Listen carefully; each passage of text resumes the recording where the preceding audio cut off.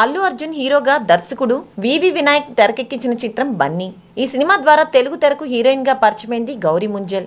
మొదటి సినిమాతోని స్టార్ హీరోతో కలిసి నటించే అవకాశం దక్కించుకునే ఈ భామ ఆ తర్వాత తెలుగు, తమిళ, కన్నడ, మలయాళ భాషల్లో పలు చిత్రాల్లో నటించింది.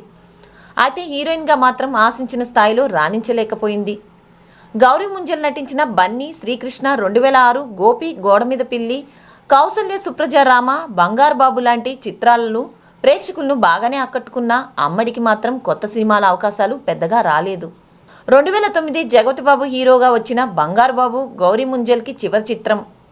ఇక 2011వ సంవత్సరం మలయాళం, కన్నడ భాషల్లో ఒకే సినిమాలో కనిపించిన గౌరీ ముంజల్ ఆ తర్వాత చిత్ర పరిశ్రమకు దూరమైంది. పలు వ్యక్తిగత కారణాల వల్ల ఈమె సినిమాలకు దూరమైనట్లు సమాచారం. ప్రస్తుతం ఢిల్లీలో తన కుటుంబంతో నివాసం ఉంటున్న గౌరీ ముంజల్ పలు వ్యాపారాలను చూసుకుంటున్నట్లు తెలుస్తుంది.